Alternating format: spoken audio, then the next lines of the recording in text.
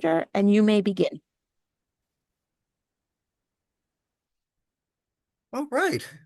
Hello, everyone, and welcome to Learning from Home, and welcome to the Hewlett-Woodmere Public Library's profile of Albert Einstein. My name is Dr. Bill Thierfelder, and I'll be your host today.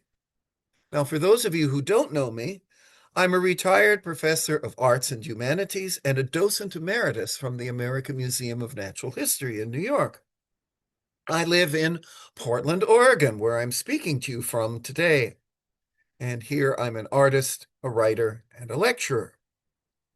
Now, since we can't cover everything about today's topic in one 75-minute presentation, I'd like to invite you to take a deeper dive on my website, which is makingwings.net.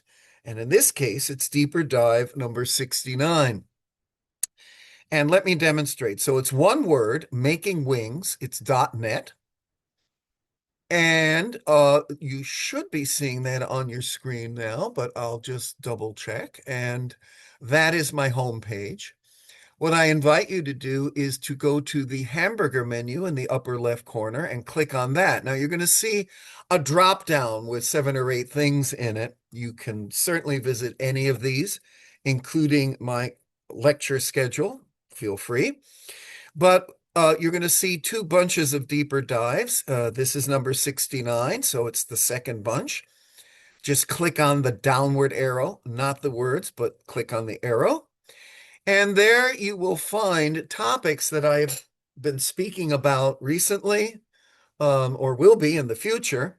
Today, just click on 69, which is Albert Einstein.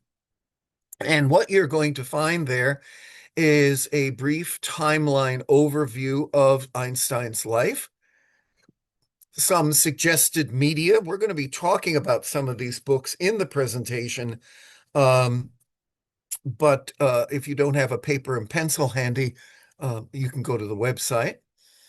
I have printed resources as well as video resources. Now, for any of these resources, whether they're printed or video, so let's say you want this Wikipedia biography, just click on it.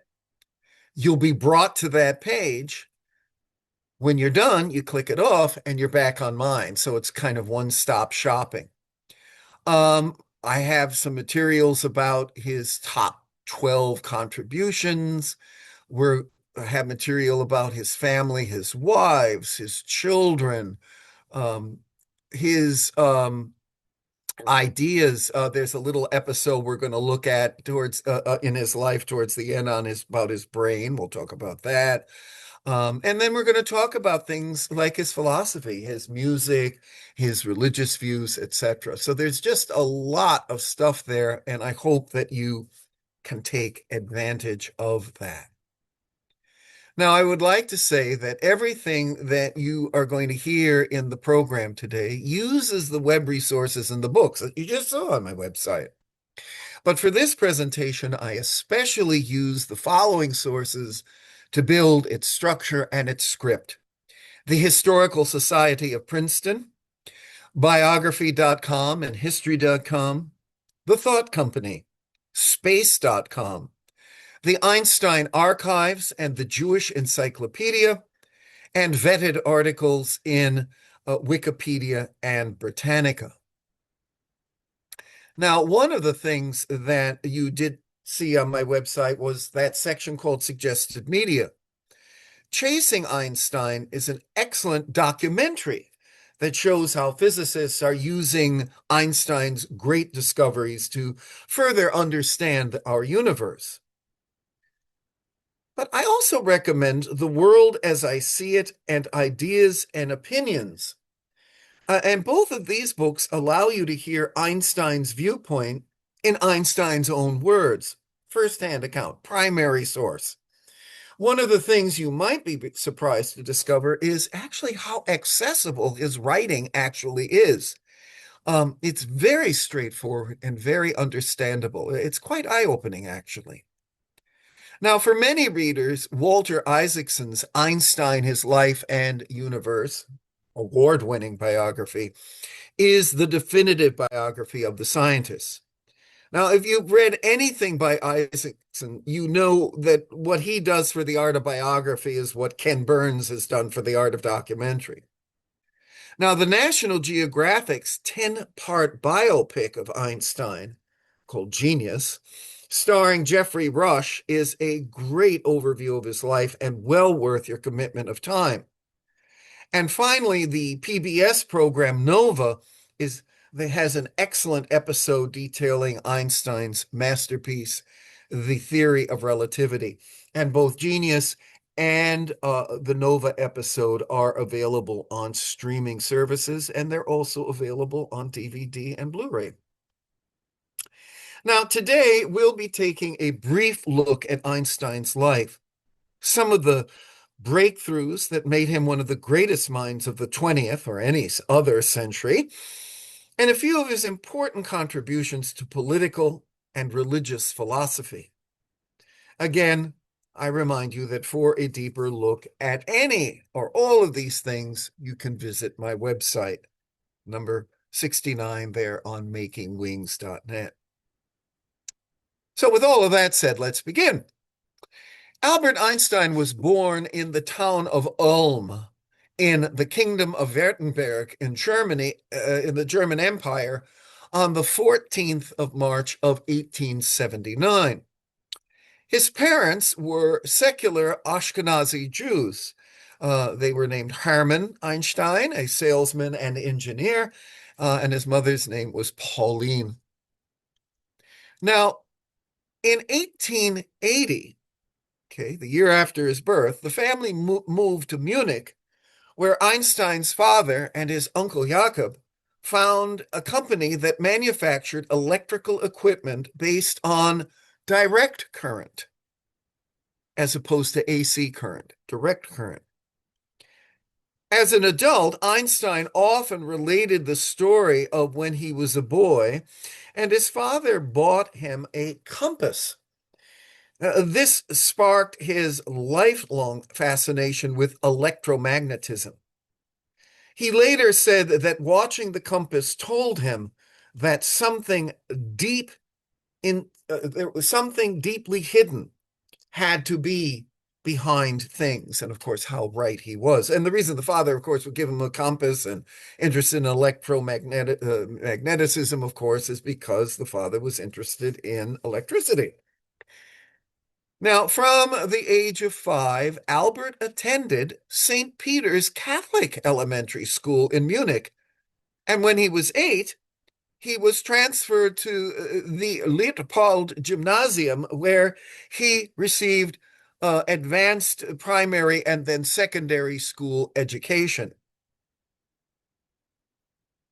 In 1894, after the failure of Hermann and Jakob's bid to install electric lighting via direct current, rather than the newer, more efficient alternating current invented by Nikola Tesla, the Einstein family moved to Milan and then to Pavia, Italy. Einstein, however, stayed behind. He was 15. He stayed behind in Munich in order to finish his schooling. And now, his father wanted him to study electrical engineering, but he was an irritable student who found the gymnasium's strict by the book learning methods creatively stifling. And by the end of December in 1894, the teenage Albert decided, enough already, I'm joining the family. And he goes to Italy, where, at that precious age of 16, he writes his first important paper titled On the Investigation of the State of the Ether in a Magnetic Field. How's that for a title? Now, in a nutshell, as the first paper proved, Einstein excelled at physics and mathematics from a very early age. Indeed, well before he was 16, he had mastered algebra, calculus, Euclidean geometry, as well as integral and differential calculus. All of these studies seemed to prove a great truth for him, and that truth was this. I became more and more convinced that even nature could be understood as a relatively simple mathematical structure. Well, by his teens, when his range of interests included music and philosophy, one of his tutors, by the name of Max Tamley, who was a brilliant linguist and an ophthalmologist, introduced Einstein to Immanuel Kant's critique of pure reason. In short order, Kant became young Einstein's favorite philosopher. Kant believed, among other things, that world peace could be secured through an international federation of nations and international cooperation. Now, as we're going to see later in this program, these ideas proved foundational for Einstein's own worldview. Well, in 1895, at the age of 16, Einstein failed the general portion of the entrance exam for the Federal Polytechnic School in Zurich, Switzerland.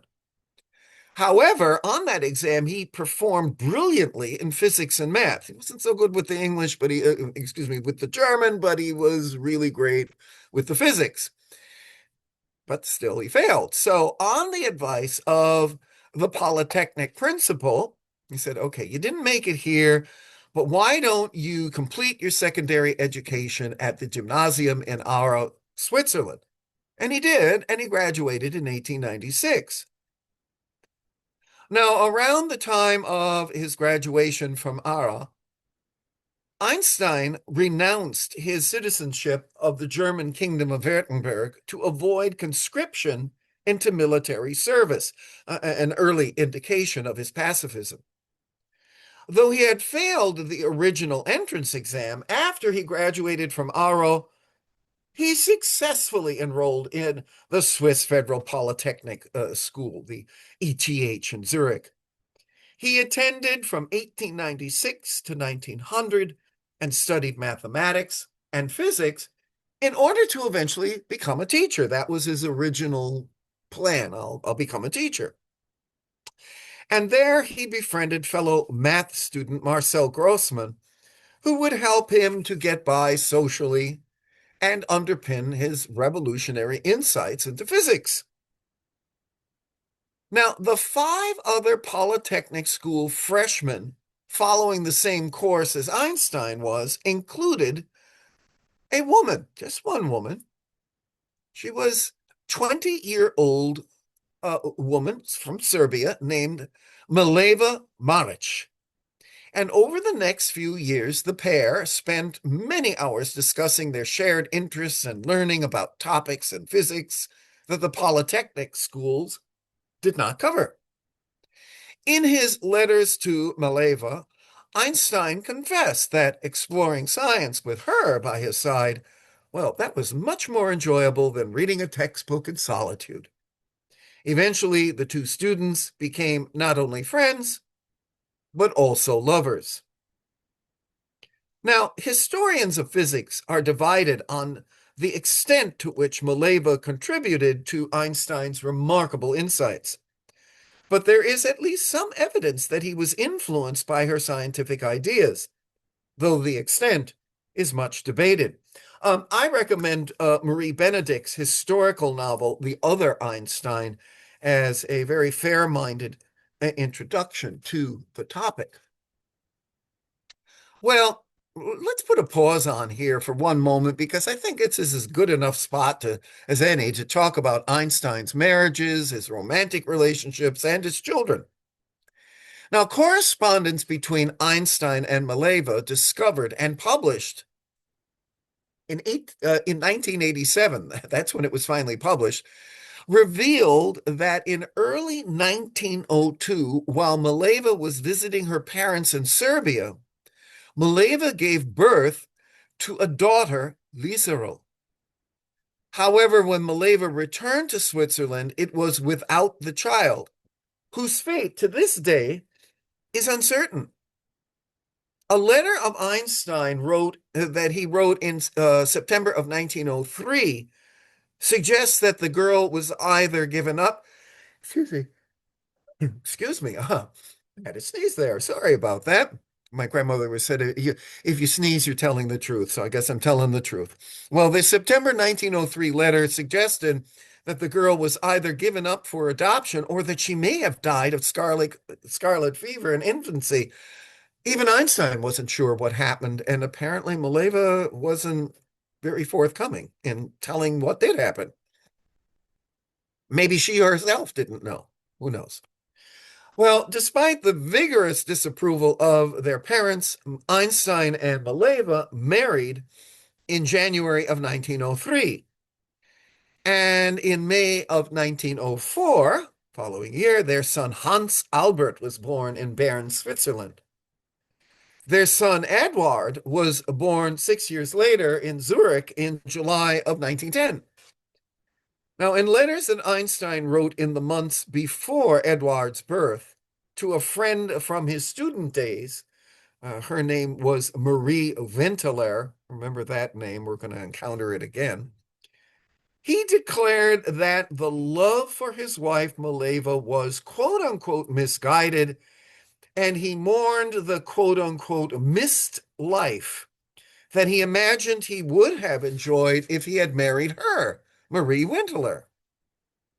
A nice thing to write before your son Edward is born. But anyway, in fact, he writes to her, I think of you, Marie, in heartfelt love every spare minute and am so unhappy as only a man can be. Well, by 1912, Einstein had entered into a relationship with another woman, a different woman, Elsa Lowenthal, who was both his first cousin on his mother's side and his second cousin on his father's side. Are you following this? It's like an Ancestry.com moment here. When Mileva learned of this infidelity soon after moving to Berlin with him in April of 1914, she returned to Zurich, taking Hans Albert and Eduard with her. And by February of 1919, Einstein and Mileva were granted a divorce on the grounds of having lived apart for 5 years. Now, as part of the divorce settlement, Einstein said that if he were ever to win the Nobel Prize, he would give the money from that prize that he received to Mileva. Well, guess what? When he won that prize in 1922, he was very good to his word. He sent the entire sum off to her, and it stipulated that it should be used for her, for the two sons, and for any housing costs. Now, although Einstein married Elsa Lowenthal in 1919, by 1923, he had begun a relationship with a secretary named Betty Neumann. Now, unlike Mileva, Elsa stayed with him, even accompanying him when he emigrated to the United States in 1933. In 1935, Elsa was diagnosed with heart and kidney problems, and she died in December of 1936. Now, we're going to talk more about that particular moment a little later in the program. Now, a volume of Einstein's letters released by Hebrew University of Jerusalem in 2006 added several other women with whom he was romantically involved. They included Greta Lebach, a married Austrian, Estella Katzenellenbogen, Bogen, I should say, the rich owner of a florist business, Toni Mandel, a wealthy Jewish widow, and that's just among others. After being widowed, after Elsa dies, Einstein was briefly in a relationship with Margarita Konenkova, thought by some actually to be a Russian spy.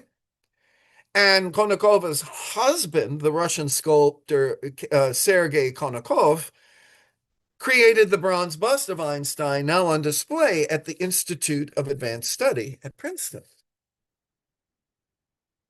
Now, meanwhile, as far as the two sons were concerned, following an episode of acute mental illness in his early 20s, Einstein's son Edward was diagnosed with schizophrenia.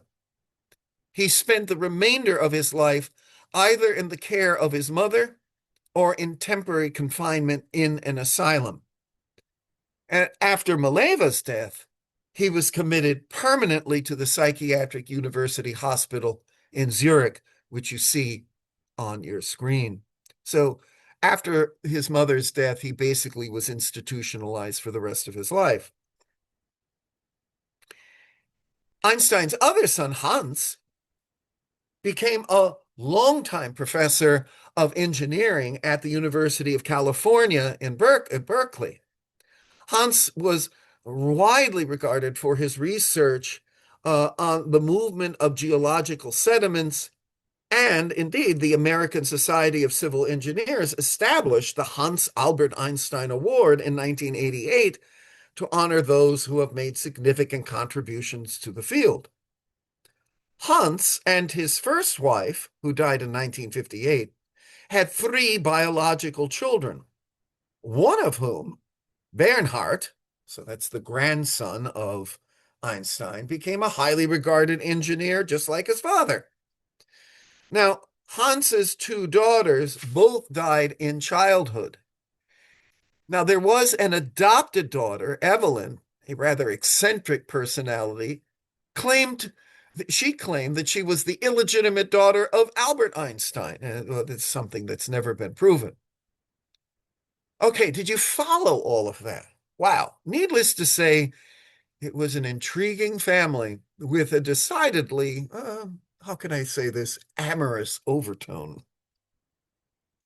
Now, meanwhile, Albert's two stepdaughters from his wife Elsa's first marriage were Ilse and Margot, and he treated both girls as his own. Born in 1897, Ilse was the eldest and for a period actually served as Einstein's secretary. She married Rudolf Kaiser, a writer and literary critic. Kaiser later wrote a biography of Einstein under the pen name Anton Reiser, and Ilse sadly died in 1934 from tuberculosis. Interestingly enough, I recently encountered some in my research that there is thought that before he married Elsa, he actually proposed to Ilse, this stepdaughter. And when she said no, he went for Ilse's mother, Elsa. Again, very complicated. Now, what about Margot? She was born in 1899, and she was a sculptor and maintained a very close relationship with her stepfather. She moved with Albert and the mother Elsa to Princeton, New Jersey in 1934, and she became an American citizen in 1940, along with her stepdad. Following Elsa's death in 1936, Margot lived in the same house as Albert Einstein on Mercer Street in Princeton and helped protect him from intrusions, a role she shared with his secretary, Helen Dukas, uh, another person that he may or may not have had a relationship with. Margot held a collection of Albert Einstein's private correspondence for many years, and per her last will and testament, the letters were not to be made public until 20 years after her death. And Margot died in 1986 at the age of 86, and indeed, those letters, which I have alluded to already, were indeed published in 2006, as per her wishes. Okay, let's get back to this timeline. Einstein graduated from the Polytechnic in 1900, certified to teach math and physics.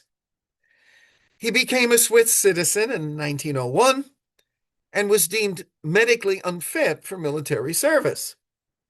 Meanwhile, much to his happiness, despite almost 2 years of searching, no teaching jobs materialized.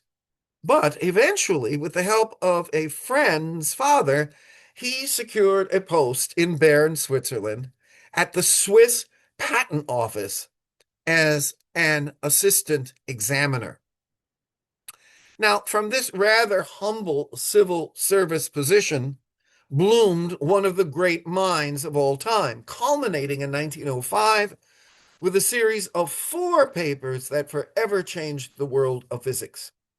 So, what I'd like to do right now is share this short TED Ed talk that fills out the details. You may have to adjust the sound, I should say, on your devices. So here we go. The major surprise when in March I have to do that.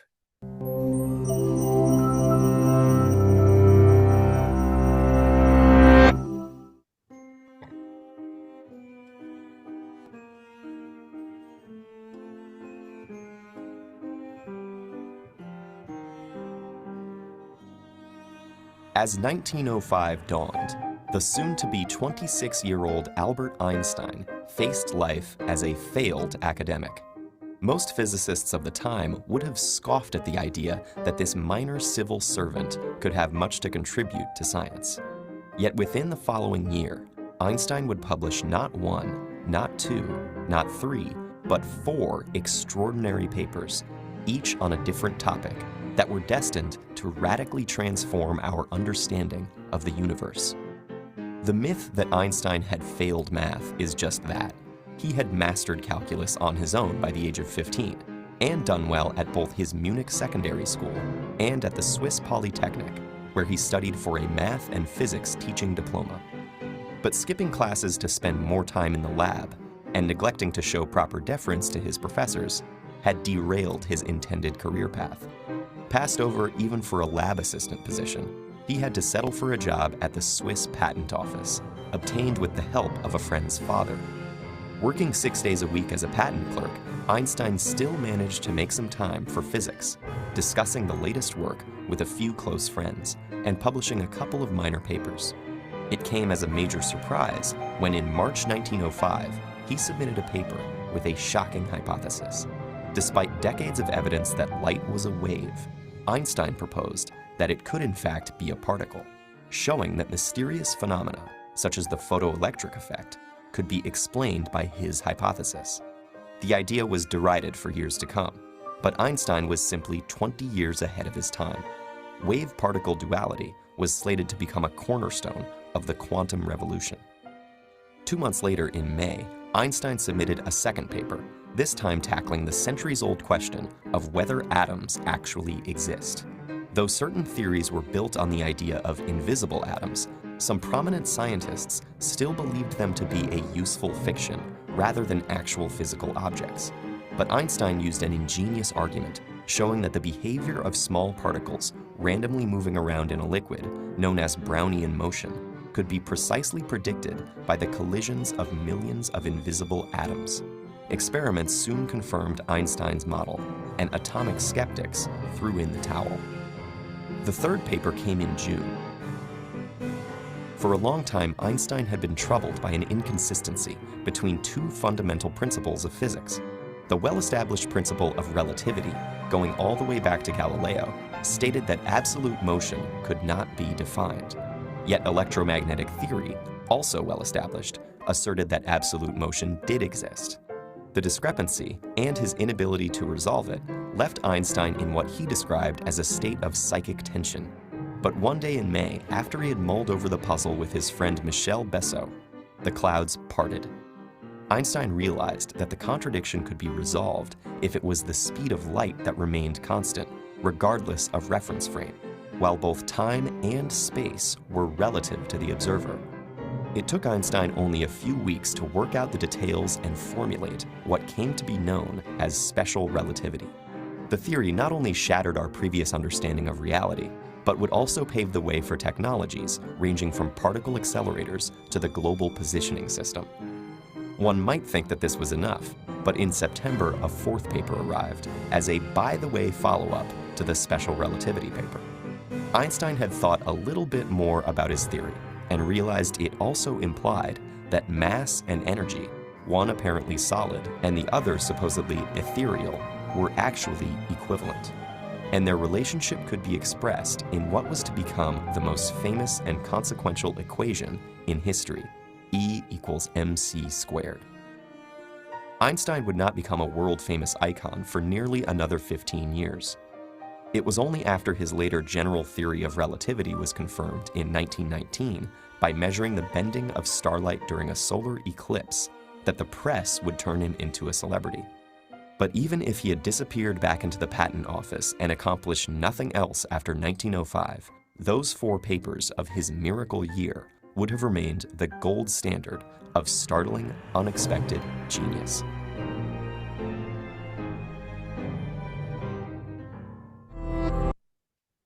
I love TED Ed talks. They're always just so great. But, I wish I understood the math and the physics behind those papers, but needless to say, the year 1905 literally changed the landscape of science forever. Now, moving along, Einstein's academic career did actually begin to blossom at rather dizzying speed. In 1908, Einstein secured a junior teaching position at the University of Bern in Switzerland. The following year, a lecture he gave on electrodynamics at the University of Zurich led to that institution's creating an associate professorship for him. Then, in April of 1911, he became chair of the physics department at the Charles Ferdinand University in Prague, during which he produced 11 research papers. In July of 1912, he returned to his alma mater, the Technology Institute of Zurich, to take up a chair of theoretical physics. His teaching activities there centered on thermodynamics, and his research interests included the molecular theory of heat and the development of his theories about gravitation. In this work on the latter topic, he was assisted by his friend Marcel Grossmann, whose knowledge of the kind of mathematics required was greater than his own. I want to just a quick pause in my script here to say that when Einstein couldn't figure something out, he wasn't afraid of calling on other people. And 9 times out of 10, he certainly acknowledged that. And that goes back then to the mystery of his first wife, Mileva. He doesn't seem to say much. He says, she was helpful, but there's really no definitive proof that she was the one behind any of those 4 papers that we just heard of. But with Grossman, he definitely acknowledged the help. Well, in the spring of 1913, 2 German scientists, Max Planck and Walter Nernst, persuaded Einstein to relocate to Berlin by offering him membership in the Prussian Academy of Sciences, the directorship of the planned Kaiser Wilhelm Institute for Physics, and, if that weren't enough, a chair at the Humboldt University of Berlin that would allow him to pursue his research, supported by a professorial salary, but with no teaching duties to burden him. He took them up on the offer because, among other things, Berlin also happened to be the home of his latest girlfriend, his cousin, twice over, Elsa Lowenthal. And this is the time of the breakup with Mileva.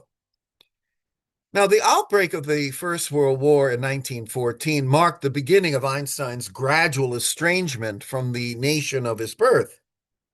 When the Manifesto of the 93 was published in October of 1914, a document signed by a host of prominent German thinkers that justified Germany's belligerence, Einstein was one of the few German intellectuals who didn't sign it. He distanced himself from it and instead signed an alternative called the Manifesto to the Europeans. However, this expression of his doubt about German policy did not prevent him from being elected to a 2-year term as president of the German Physical Society in 1916. And when the Kaiser Wilhelm Institute for Physics opened its doors in 1917, right there in the middle of the war, Einstein was appointed as its first director, just as Planck and Nernst had promised. Now, by 1919, oh, that was another banner year for Einstein. Earlier, in 1911, 1913, and 1915, he had estimated the amount by which a ray of light from a distant star would be bent by the gravitational pull of the sun as the light passed close to the sun's surface. Well, a total eclipse of the sun in May of 1919 provided an opportunity to put his theories to the test. So what this meant was that space-time actually has bulges and bumps in it due to gravity. Stronger the gravity, the more things like light will be bent. Okay, well, here's a terrific video from Vox that explains this triumph. Once again, you may have to adjust the sound on your devices.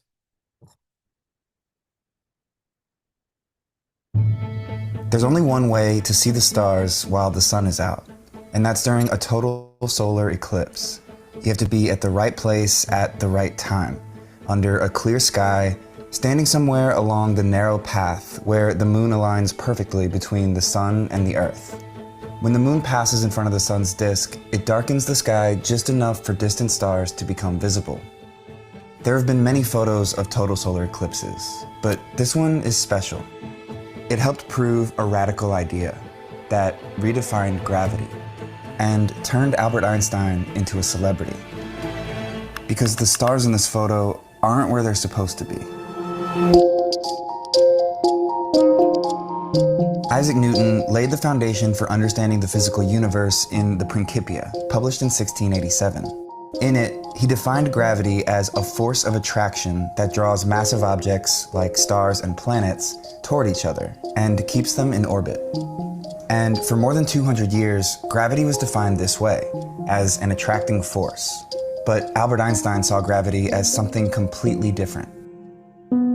According to his theory of general relativity, which he published in 1915, gravity isn't a force between objects in space. It's the influence of objects on the shape of space itself. According to Einstein, massive objects like the sun bend the space around them. So when a smaller object moves in a straight line along this space, it gets diverted because of the curve caused by the mass of the larger object. That puts one object in orbit around the other. And if Einstein was right, then the same curve would divert the path of light as well. Meaning, if you observe distant stars through a telescope on Earth while the sun is in front of them, their light, deflected by the sun's gravity, would make them appear slightly out of position. It was a revolutionary idea, but there was a big conflict keeping Einstein from testing it. The world was at war. Einstein lived in Germany at the time, but his work landed in the hands of a British astrophysicist, Arthur Eddington. Even though they were on opposing sides of the war, Eddington, along with astronomer Frank Dyson, set out to test the theory. They would photograph a total solar eclipse. They needed to compare the position of a cluster of stars in the night sky with a photograph of the same stars during an eclipse. If the stars' apparent positions had shifted, it would prove that starlight was traveling through space curved by the sun's gravity. The May 1919 eclipse was the ideal one for this experiment. The sun would be in front of a very dense cluster of stars, the Hyades, and that meant multiple bright stars would be visible during the eclipse. Planning began in 1917, and a couple of years later, 2 expeditions departed England. One, led by Eddington, went to the island of Principe in West Africa, and the other headed to Sobral, Brazil. 2 locations that were in the path of the eclipse and had favorable climates. Each group traveled with powerful photographic telescopes that could record detailed photos of space onto glass plates. Photographing the eclipse that May required transporting and then carefully assembling them in the field, with the plates tilted 45 degrees on one of the telescopes to include as many bright stars as possible. And this was the result. This is one of the few successful plates from the 1919 expeditions. It came from Brazil. It shows the eclipse during totality, the sun's corona bursting forth, and the rarely seen solar prominence. Most importantly, bright stars of the Hyades. Back in England, Eddington compared the position of the stars from the eclipse plate with another of the night sky, using a machine that can take measurements within photos at the microscopic level. The comparison revealed that the stars had shifted during the eclipse by roughly the amount that Einstein predicted. According to Newton's calculations, starlight should bend near the sun too, but if Einstein was right, that deviation would be twice what Newton predicted. Eddington's results showed that the deflection of the stars came closer to Einstein's calculation than Newton's. It wasn't a perfect match, but it was close enough to validate the theory of general relativity and completely shift our understanding of the universe. The success of the experiment was first announced in the Times of London on November 7, 1919, almost a year to the day after the end of World War I. An Englishman had gone to great lengths to prove the ideas of a German, and the news that space is warped by the planets and stars excited the world. Einstein, who before this moment was only known in the physics world, essentially became a celebrity overnight. He remained an international pop culture icon for the rest of his life, and a favorite subject of press photographers. Observing eclipses continued to be one way of testing general relativity for decades to come, with more sophisticated equipment repeatedly confirming the accuracy of Einstein's theory. General relativity allowed physicists to begin to understand advanced concepts about the universe, like black holes, which ultimately led to this, the first photograph of a black hole, taken in 2019, a century after Eddington first proved Einstein's theory with a photo, and completely changed our definition of gravity. Quite something. So it took an eclipse, but quite something. As we just heard, because Arthur Eddington, of those observations that he made were widely reported, not just in academic journals, but by the popular press as well, Einstein became, as you just heard, one of the world's first celebrity scientists, a genius who had shattered a concept that had been basic to understanding the universe since Newton in the 17th century. Well, Einstein began his new life as an intellectual icon in America, where he arrived in April of 1921.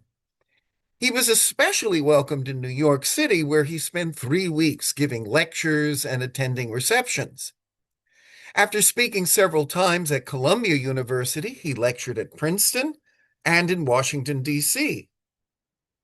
And while in Washington, he visited with President Harding and representatives of the National Academy of Sciences. In July of 1921, he published an essay, My First Impressions of the USA, in which he described his hosts in highly approving terms. What strikes a visitor is the joyous, positive attitude to life. The American is friendly, self-confident, optimistic, and without envy. I wonder what he would think about America today, right? He returned to Europe via London, where he met several prominent members of the British scientific, political, and intellectual communities, and delivered a lecture at King's College, and in 1922, devoted himself to a 6-month tour of Asia that saw him speaking in Japan, Singapore, and Sri Lanka, that was then known as Ceylon. After his first public lecture in Tokyo, he met with the Japanese emperor and his wife at the imperial palace, with thousands of spectators crowding the streets in hope of catching a glimpse of him. Like we said, the guy was like a rock star, right? Now, despite a positive appraisal of Japan in a letter to both of his sons, Hans and Edward, and yes, that is important. He did try, even after they were separated, and even after Edward was institutionalized, there were always attempts to stay in contact, either through letters or in person. He writes a letter to Hans and to Edward being very positive about Japan, but, we've discovered his diary, and in his diary, he's a little less flattering. He said, The intellectual needs of this nation, Japan, seem to be weaker than their artistic ones. Natural disposition? And his journal also contained views of India and China that were way less than kind. The children of China are spiritless and look obtuse. It would be a pity if these Chinese supplant all other races. For the likes of us, the mere thought is unspeakably dreary. Ouch. Meanwhile, Einstein was greeted with even greater enthusiasm in Palestine, which was newly entrusted to British rule by the League of Nations in the aftermath of the First World War. One reception held in his honor was stormed by people determined to hear him speak. He told them that he was happy that Jews were beginning to be recognized as a force in the world. And we're going to discuss Einstein's commitment to Zionism in a little bit. Meanwhile, as I told you earlier, Einstein indeed did get the 1922 Nobel Prize in Physics. But it was for his discovery of the law of the photoelectric effect rather than his theory of relativity, because in 1922, that breakthrough was still considered too controversial. Now, because he was away on his pre-scheduled tour of Asia at the time, he wasn't able to travel to Stockholm for the ceremony in December of 1922. So, in a rather unusual move, the Nobel Committee granted that he could give his Nobel lecture in Gothenburg, Sweden, kind of unofficially, in July of 1923, the following year. And it was before a rapt audience. And there is a picture of him delivering that address. Now, during this same period, from about 1922 until 1932, Einstein was a member of the Geneva-based International Committee on Intellectual Cooperation of the League of Nations, a group set up by the League to encourage scientists, artists, scholars, teachers, and other people engaged in the life of the mind to work more closely with their counterparts in other countries around the world. Meanwhile, Einstein continued touring the world with his wife Elsa, including a successful visit to universities in South America in 1925. Now, privately, the great scientist wasn't too impressed. He described Alessio de Castro, a prominent Brazilian scientist and director of the Faculty of Medicine in Rio de Janeiro, as, and this is a quote from his diary, a real monkey. Well, the entry reveals that despite later becoming a very vocal opponent of racism, and we'll be talking about that, Einstein at this time in his life was not immune to the prejudiced and stereotypical thinking common to this era. Well, in December of 1930, Einstein began another series of sojourns to the United States as a research fellow at the California Institute of Technology. Some highlights of his visit during the early 1930s included attending a performance of the opera Carmen at the Metropolitan Opera, where he was actually cheered by the audience on his arrival. The unveiling of a full-size statue of him at New York's Riverside Church, and joining a crowd of 15,000 people at Madison Square Garden during a Hanukkah celebration. In California, Einstein was pronounced a pacifist. He lived up to that reputation, because during addresses to Caltech students, Einstein noted that science was often inclined to do more harm than good. Well, this aversion to war also led Einstein to befriend author Upton Sinclair and the film star Charlie Chaplin, both noted for their pacifism. In fact, Chaplin and Einstein, well, they had an instant rapport. In early 1931, Chaplin invited Einstein and Elsa to join him at his special guests at the premiere of his new film, City Lights. Einstein and Chaplin were cheered at the premiere of the film. And Chaplin, in a little, I guess it was a news conference afterwards, Chaplin famously said to Einstein and to the group, "Hey, they cheer me because they understand me. And they cheer you because no one understands you." I love that. Now, a few years later, Chaplin visited Einstein in his Berlin apartment for Albert's birthday and recalled the scientist's quote unquote modest little flat and the piano at which he had begun writing his theory of relativity. Now we come to 1933.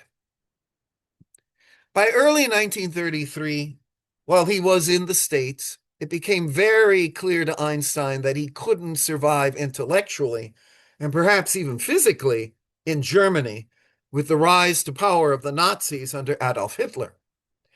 In February and March, the Gestapo repeatedly raided his family's apartment in Berlin, along with their small vacation cottage where Einstein's personal sailboat was stored and then confiscated by the Nazis. Upon landing back in Europe, in this case Antwerp, Berlin, on the 28th of March, Einstein immediately went to the German consulate and he surrendered his passport, formally renouncing his German citizenship.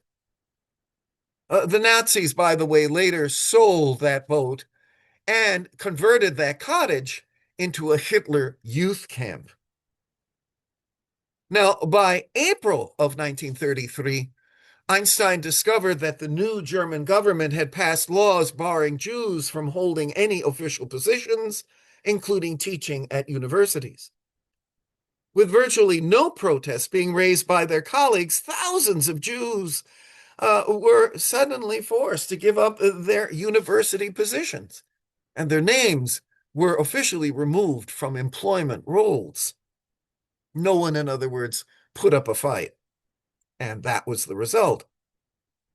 Well, a month later, Einstein's works were among those destroyed in Nazi book burnings, with Nazi propaganda minister Joseph Goebbels proclaiming Jewish intellectualism is dead. German media included him on a list of enemies of the German regime, offering a $5,000 bounty on his head.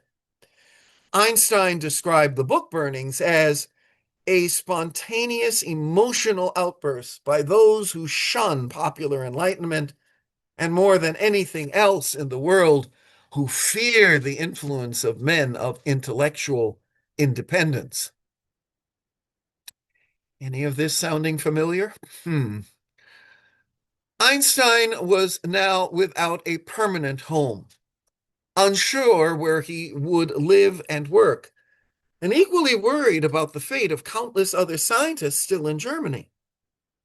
Aided by the Academic Assistant Council, founded in April of 1933 by British Liberal politician Sir William Beveridge to help academics escape Nazi persecution, Einstein left Germany and rented a house in Belgium, which you see on your screen, where he lived with Elsa for a few months. Then, in late July of 1933, at the invitation of Oliver Locker Lamson, a member of the British Parliament, Einstein lived in a secluded wooden cabin on Rufton Heath in Norfolk, where bodyguards watched over him. And you can, in this photo of that cottage, you can actually see the bodyguard in the distance there, kind of hiding out in the bushes there. During his time in England, Einstein met with Winston Churchill, as well as Austen Chamberlain and former Prime Minister David Lloyd George. Einstein asked them to help bring Jewish scientists out of Germany. And indeed, Churchill responded immediately and sent his friend, physicist Frederick Lendemann, to Germany to seek out Jewish scientists and to place them in British universities. By September of 1933, Einstein contacted Turkey's president, İsmet İnönü, requesting placement of unemployed German Jewish scientists. And as a result, of that letter by Einstein, İnönü invited over 1,000 Jews to live in Turkey. And I love this cartoon, Turkish cartoon of President İnönü blowing smoke in Hitler's face. Now, two bills were introduced in the British Parliament by Oliver Locker Lamson. One was to extend British citizenship to Einstein, and the other introduced a bill promoting Jewish citizenship in Palestine, which, of course, Britain was controlling at the time. And why? Well, because they were being denied citizenship every other place. Unfortunately, after much debate, both houses of Parliament, the bill failed. And as a result, in October of 1933, Einstein accepted an offer from the Institute for Advanced Study in Princeton, New Jersey, where he became a resident scholar. That Institute for Advanced Study became noted for becoming a refuge for scientists fleeing Nazi Germany, including the mathematicians John von Neumann, Kurt Gödel, and Hermann Weyl. At the time, you have to remember that most American universities, including Harvard, Princeton, and Yale, had minimal or no Jewish faculty or students because they imposed quotas on Jewish people. In many educational institutions, those quotas lasted, on paper until well into the 1940s and kind of tacitly until well into the 1960s and 70s. Now, although Einstein was offered a position at Oxford University, by 1935, he decided to remain permanently in the United States and apply for citizenship. Einstein's affiliation with the Institute for Advanced Study would last, indeed, until his death in 1955. During the 1940s and 50s, Einstein, while at the Institute, unsuccessfully tried to develop a unified field theory that would kind of tie all of his theories together. Even though he wasn't having much luck, despite this, he was still recognized as one of the greatest minds of all time. By the way, some scientists now believe they may have achieved a unified field theory, and Albert, I'm sure, would be very proud. Meanwhile, Einstein's home at Princeton, now officially called the Albert Einstein House, was made a National Historic Landmark in 1976. And I love that picture of him, not only in his study in the upper right, but I love the one in the lower left. There he is on the front porch with his nice fluffy bedroom slippers. Now, meanwhile, Albert's sister Maya and her husband were living in Italy. And when Mussolini's government proved no better than the Nazis in their treatment of the Jews, they attempted to flee. In 1939, Maya's spouse, Paul Vintiler, oh, you know something? I skipped a slide. I am so sorry. We talked about the house. I didn't talk about this slide. Well, here's a quick sidebar that is very important before we get to Maya. Although Einstein was never physically faithful to his wife, Elsa, he was deeply faithful, deeply devoted to her spiritually. Her death from heart disease in their Princeton home in December of 1936 absolutely devastated him. Now, meanwhile, here we go. Albert Einstein's Maya, right? She and her husband living in Italy. Mussolini comes into power. Well, they were no better than the Nazis. So in 1939, Maya's spouse, Paul Vintiler, who was the brother of Einstein's early romantic muse, Marie. Remember, we talked about her a little earlier in the program? This is the brother. The brother was married to Maya.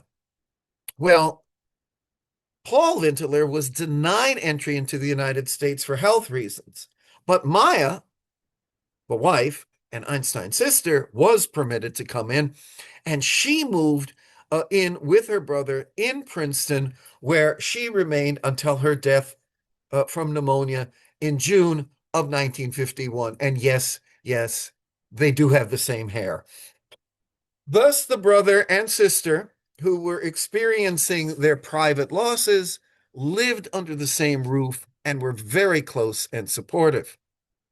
Now, as a side note, from 1939 until her death, Maya and her husband, who had found refuge with relatives in Switzerland, maintained their marriage through letters and telegrams.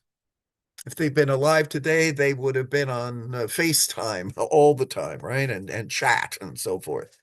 But back in the day, they did this through letters and photographs. So they absolutely remained faithful to each other. Talk about long distance. Well, meanwhile, back to our timeline. In 1939, a group of scientists attempted to alert the American government about the ongoing Nazi atomic bomb research. Well, Einstein was asked by Edward Teller and Leo Szilard to write a letter recommending that America pay attention and engage in its own nuclear weapons research. Einstein wrote that letter, and many believe that Einstein's letter, along with his personal meetings with President Franklin Roosevelt, precipitated the U.S. entry into the A-bomb race via the Manhattan Project. Yet by signing the letter to Roosevelt, some argued that he went against his own deep pacifist principles. We'll talk about that in a moment. Now, a sidebar.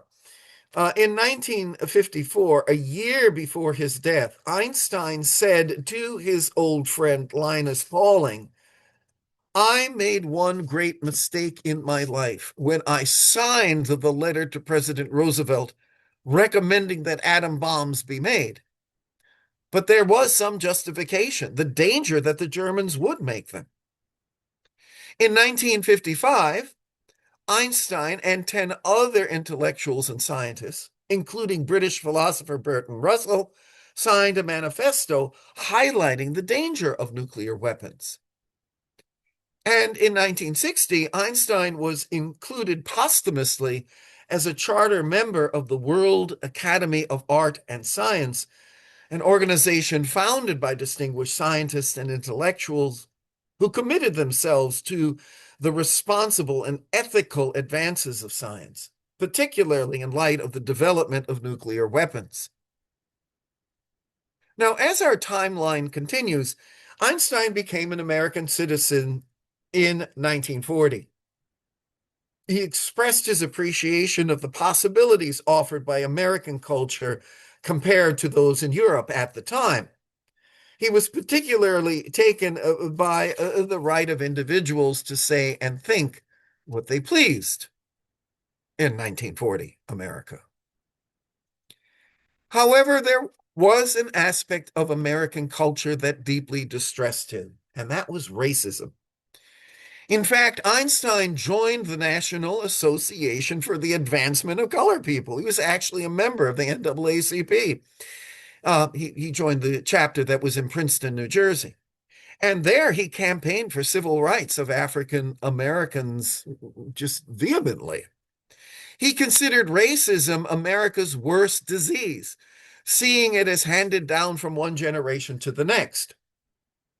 He became close friends with civil rights leaders like Paul Robeson and W.E.B. Du Bois, and opened his Princeton home to Black visitors like the famous opera star Marian Anderson, who were often denied rooms in local Princeton, New Jersey hotels.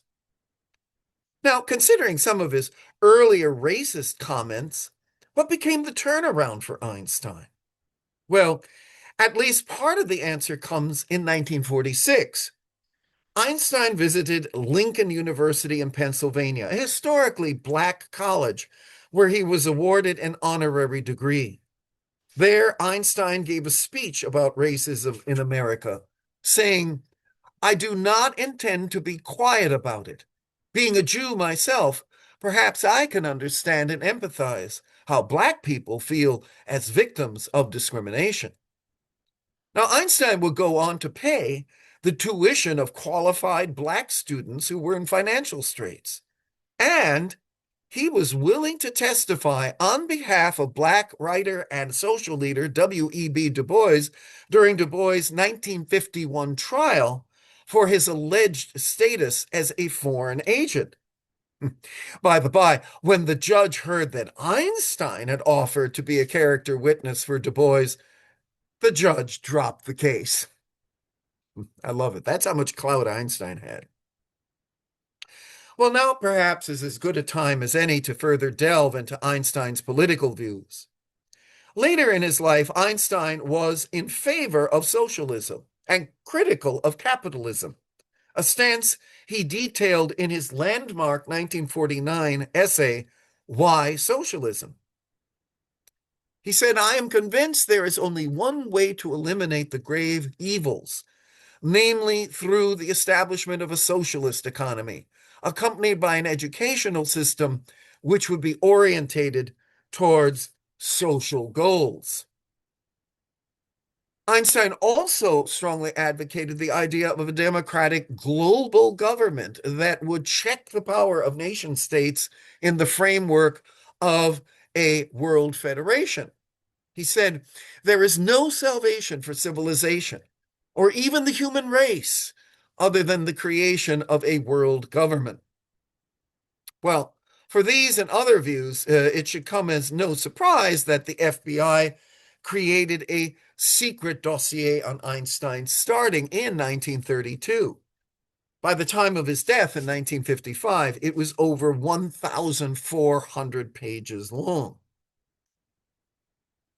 Einstein was deeply impressed by Mahatma Gandhi, with whom he corresponded, and he described Gandhi as a role model for generations to come. Although in the end, Einstein and Gandhi were unable to meet, as they both had hoped, the direct connection between them was significant. He said, "I believe that Gandhi's views are the most enlightened of all the political men of our time." Now, as far as politics and Judaism were concerned, in 1921, Einstein was asked by the president of the World Zionist Organization, Chaim Weizmann, to help raise funds for a planned Jewish university. Einstein readily consented and became the figurehead leader in the establishment of Hebrew University in Jerusalem, which opened 1925, just celebrated its centennial.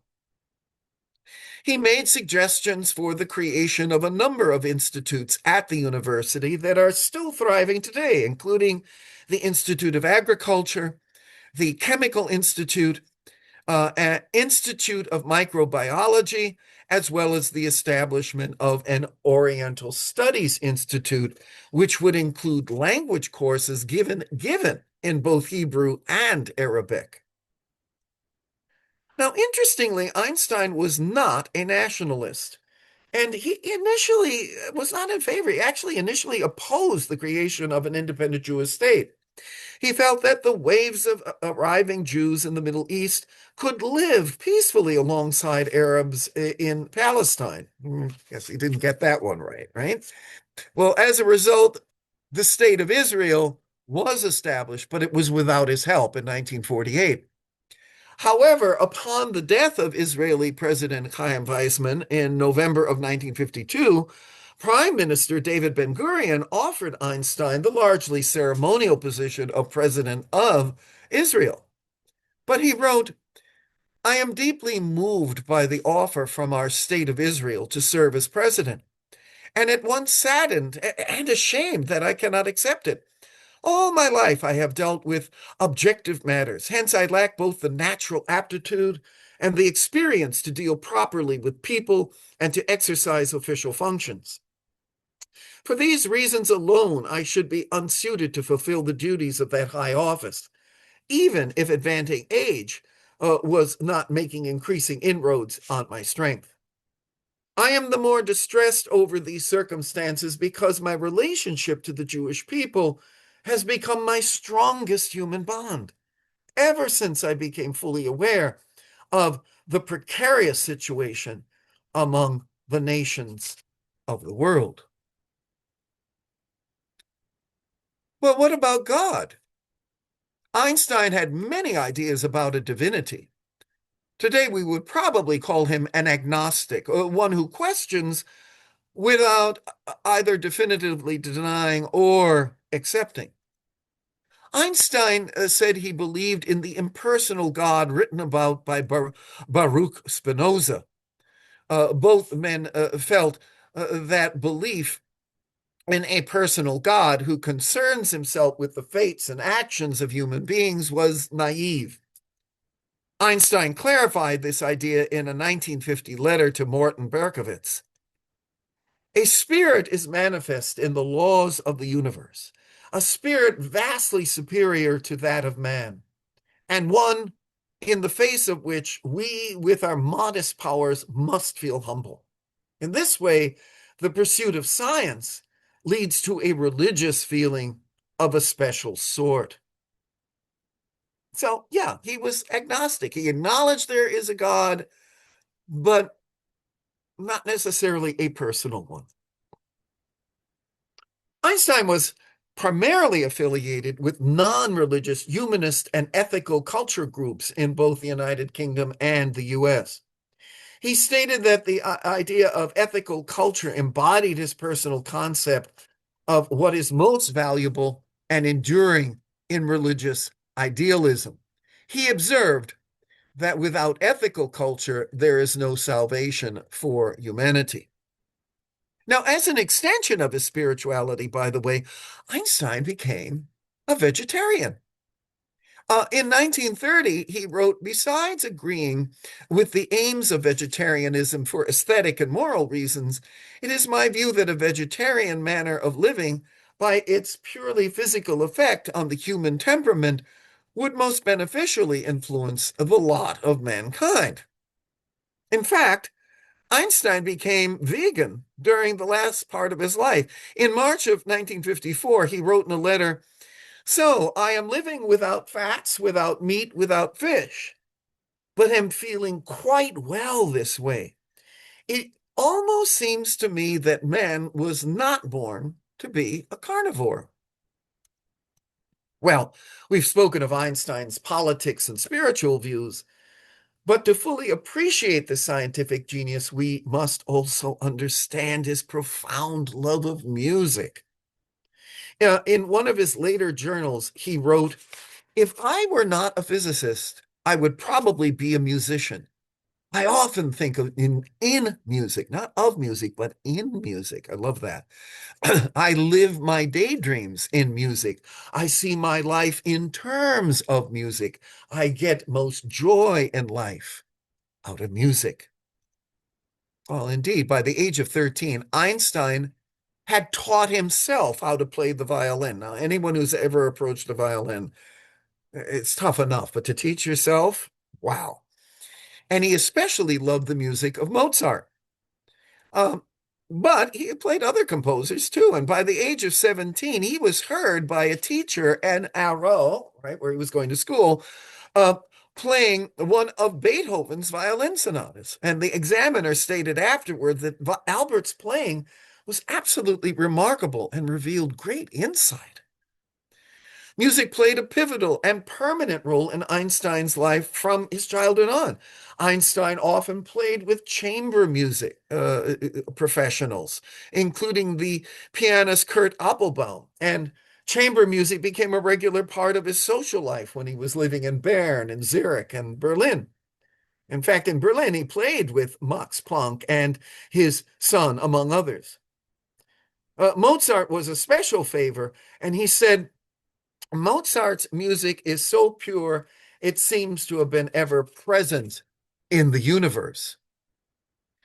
In 1931, while engaged in research at the California Institute of Technology, he played with the famous Zoller conservatory quartet. He went there to the music school there, and with that group, he played Beethoven and Mozart's works with the quartet, which was very famous at the time.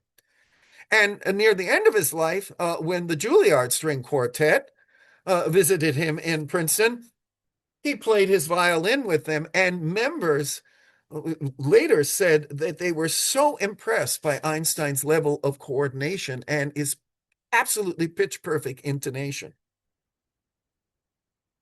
Well, all stories must come to an end.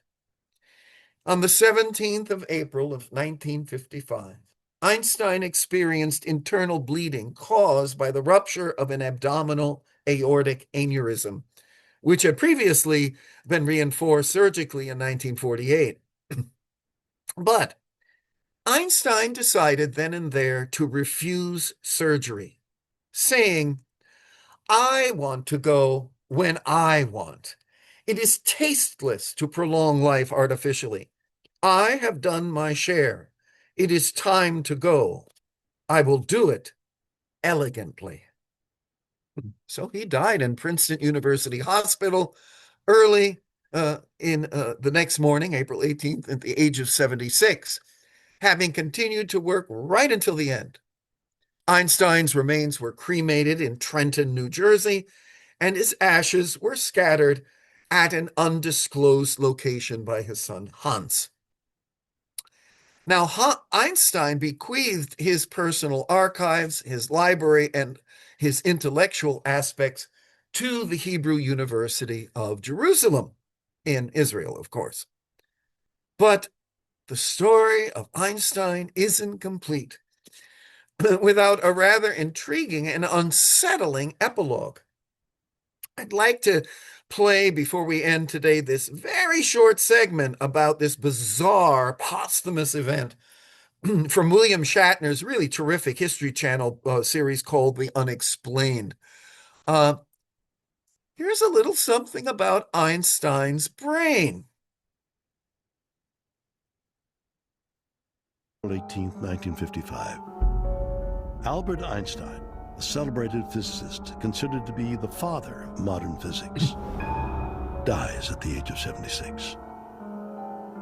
While Einstein's wish is to be cremated, Princeton Hospital chief pathologist Thomas Harvey must first determine the cause of death.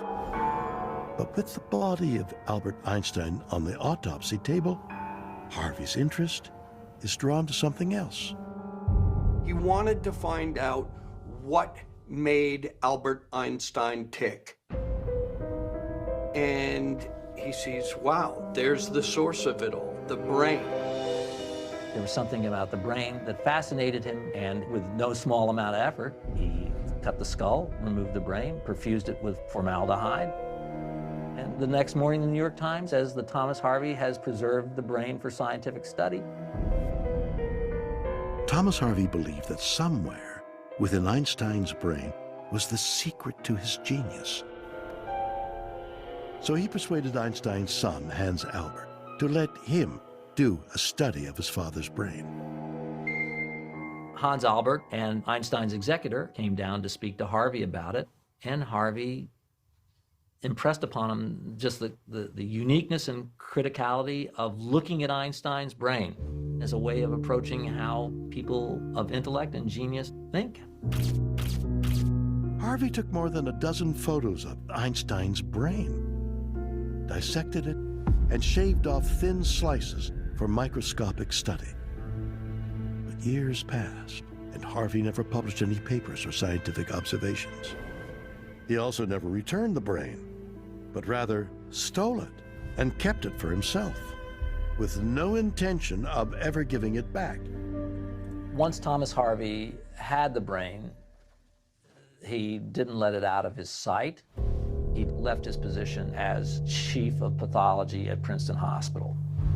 And he headed out to the Midwest, and he went into general practice. But the brain was always with him, stored in 2 large glass jars and in cardboard boxes. There's been a historical trend of examining the brains or the gray matter of geniuses to try and find out what makes them tick. For instance, the Brain Institute in Moscow has kept the brains of dictator Vladimir Lenin and around 200 Russian scientists on a dusty shelf for years, hoping that they may too one day unlock the secrets of genius. But there's a fine line between science and grave robbing. Harvey got a little bit greedy here because not only did he swipe Einstein's brain, it was basically a memento for him to have on his shelf. You'd think that the next of kin might have something to say about it. Harvey segued from his job, which is determine the cause of death of a patient at Princeton Hospital. And he did that when he completed the autopsy. And at that point, all we know is that he didn't want to hand it over, and that's why he said, I keep Einstein's brain, I'm the pathologist, and I'm studying it.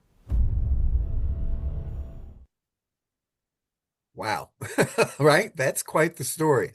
Well, as a postlude to that video, in 2010, when Dr. Harvey died, his heirs transferred the remains of Einstein's brain to the National Museum of Health and Medicine in Silver Spring, Maryland, including 14 photographs of the whole brain prior to sectioning that had never been revealed to the public.